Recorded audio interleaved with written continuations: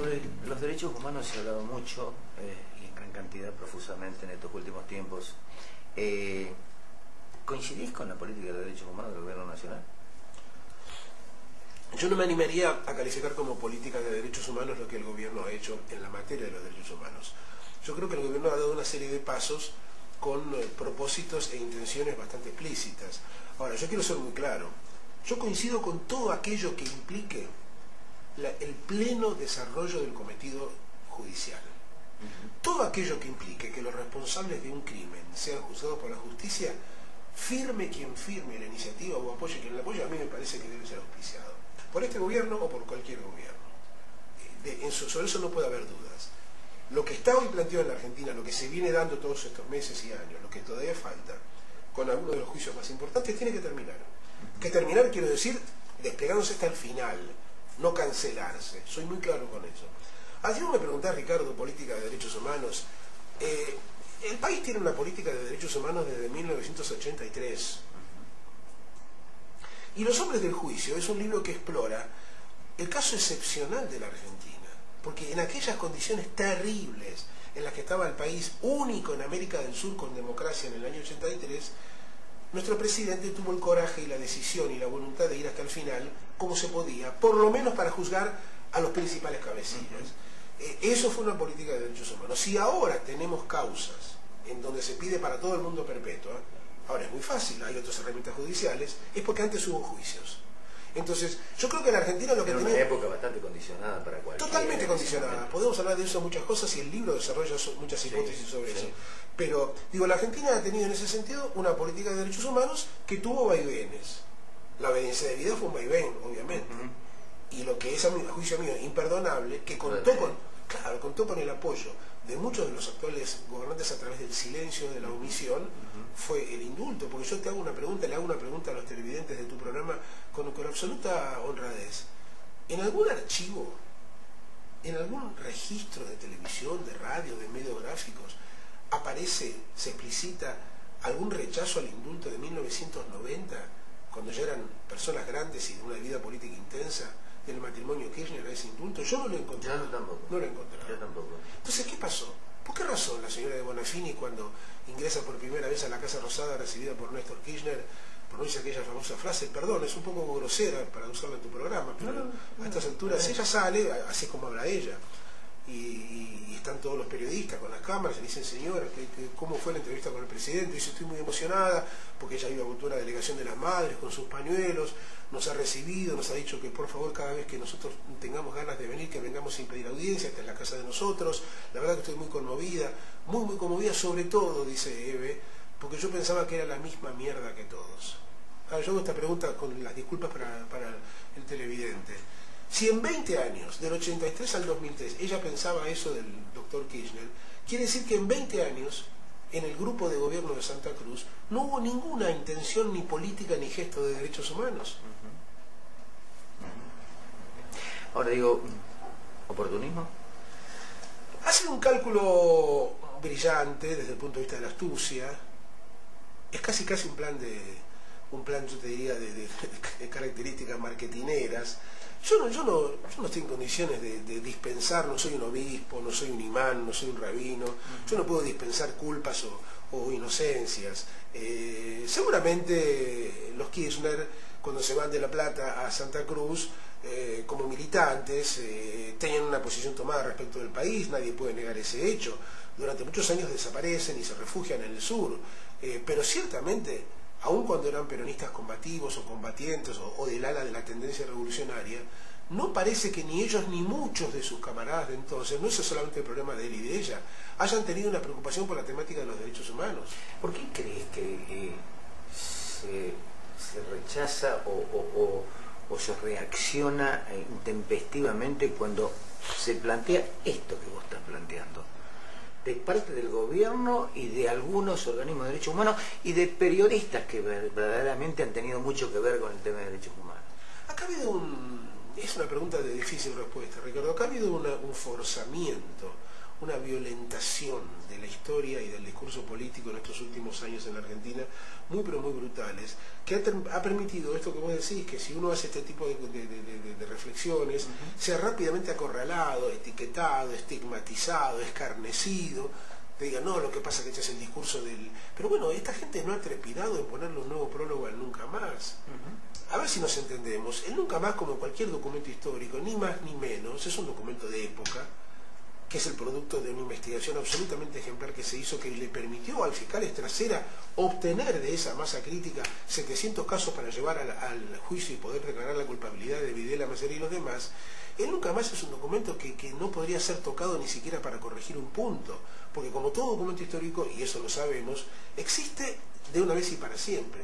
Este es un gobierno que republica, es un libro que ya debe haber circulado más de 3 millones de ejemplares, republica el Nunca Más con el sello de la editorial Universitaria de Buenos Aires y le coloca un prólogo arriba del de Sábato, diciendo que Ernesto Sábato predicaba la teoría de los 2 demonios y que eso no es cierto. Ahora, para que el televidente de algún modo siga mi razonamiento, violentar el texto de un libro cuyos autores ya no pueden ni siquiera replicar, es falsificar la identidad del libro. Es una forma de violencia que solamente me remite a mí a los ejemplos del estalinismo en la época soviética. La Enciclopedia de Ciencias de la Unión Soviética sacaba y ponía personajes en la medida en que caían o no en desgracia con Stalin. Claro. Así, eso fue lo que pasó con Trotsky, que fue sacado de las fotos, donde aparecía junto con Lenin y con Stalin, porque había caído en desgracia, y toda la vieja guardia bolchevique. Esto ha pasado en este país y más allá de algunas quejas que se han producido, ha pasado y ahí está. Entonces, si han sido capaces, digo yo, de modificar o de ponerle un nuevo prólogo a una obra que ya estaba perimida porque se hizo hace más de 20 años, ¿cómo no van a ser capaces de modificar la currícula de los planes de estudio? Plantear que en este país todo comenzó en el 76, que antes no pasó nada, que los culpables son solamente unos. ¿Por qué gana con el 54% de votos Cristina Fernández entonces? Yo no tengo la aspiración de poder entender todas las cosas que ha hecho mi sociedad y hace mi pueblo, del que formo parte. Yo podría preguntarme por qué en 1982 la mayor parte de la sociedad argentina avaló explícita o implícitamente la guerra de Malvinas. De una u otra manera tuvo consenso.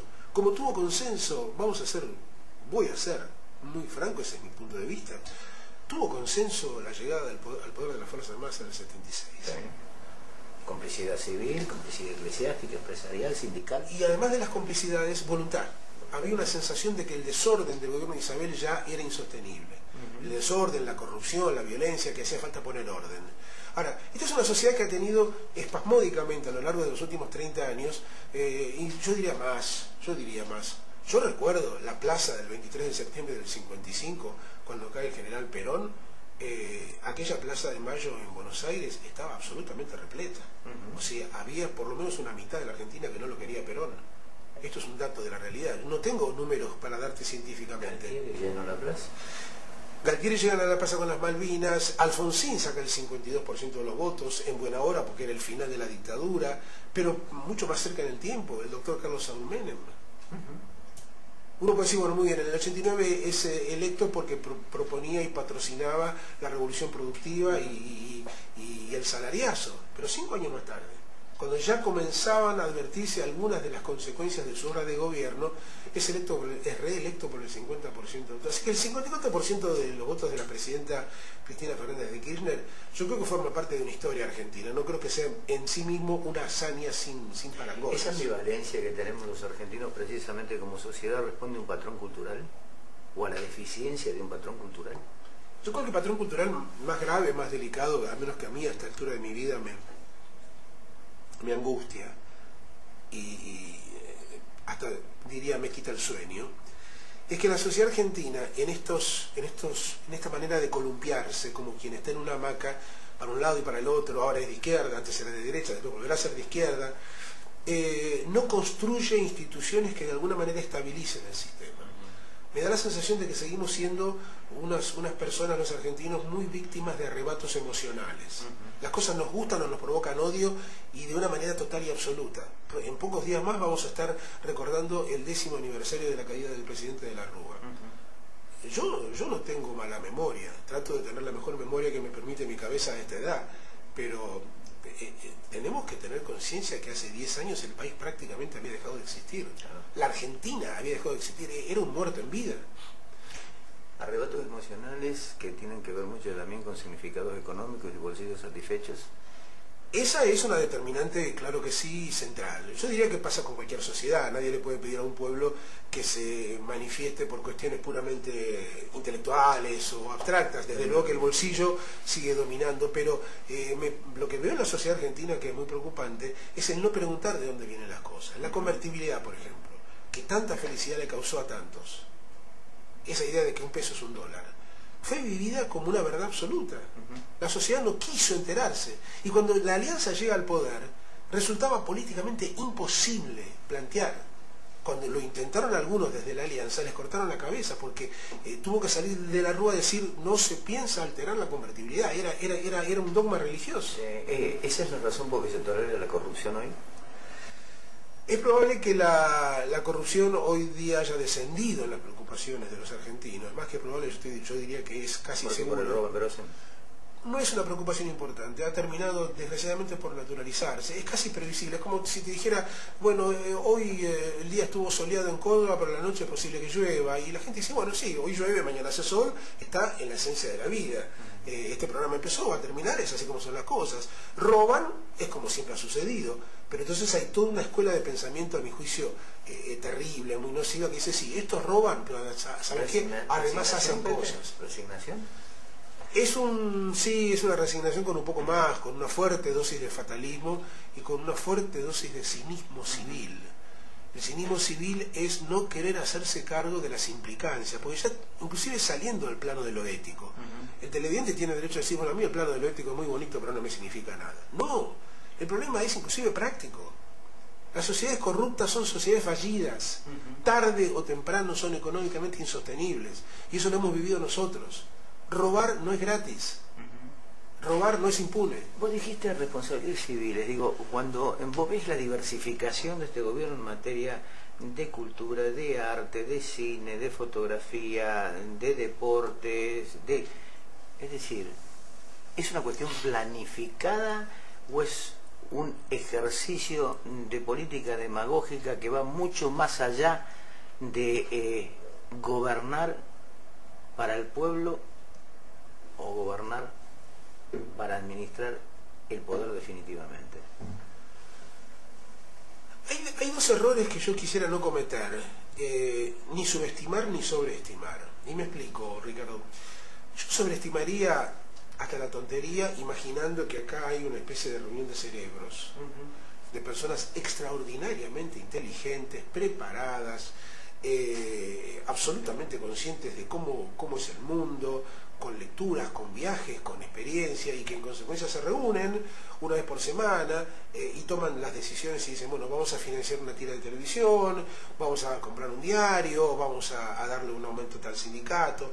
Esta sobreestimación es ridícula, no hay tal cosa. El país está siendo gobernado prácticamente con un piloto solitario desde hace 9 años. Esto es así. Desde el 25 de mayo de 2003, el poder en la Argentina radica en una sola persona. Y esto es, desde el punto de vista de las perspectivas, muy, pero muy preocupante. El otro error, subestimar. Decir, no, estas son cuestiones de arrebatos, que le sacan el dinero y le dan a fulano, compran tal cosa, a Córdoba no le pagan una deuda, a tal provincia sí se la pagan.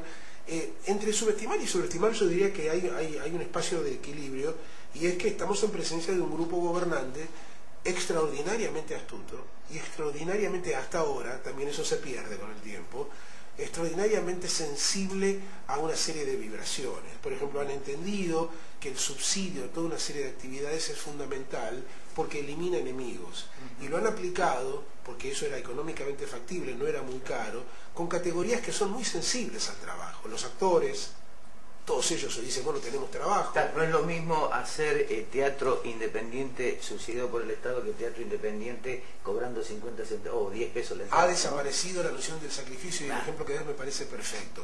Yo no es porque piensa que los actores se deben morir de hambre. No, pero yo es un ejemplo. Recuerdo la época del teatro independiente, que sigue siendo muy vigoroso en Buenos Aires y en todo el país, y una cosa es una cosa y otra cosa es otra cosa. La idea de que tiene que haber algún tipo de esfuerzo, financiar películas que las ven 2 o 3 mil personas, desparramar contratos para que empresas privadas puedan llevar sus programas de ficción con historias totalmente dogmáticas a la televisión. Todo esto forma parte del proyecto del gobierno. Conjuntos de rock que cobran lo que no cobrarían jamás en un recital patrocinado por un privado. Y la creación del mayor multimedios estatal del que tengamos memoria, al lado del cual lo que intentó Menem no es que sea juego de niños, es inexistente.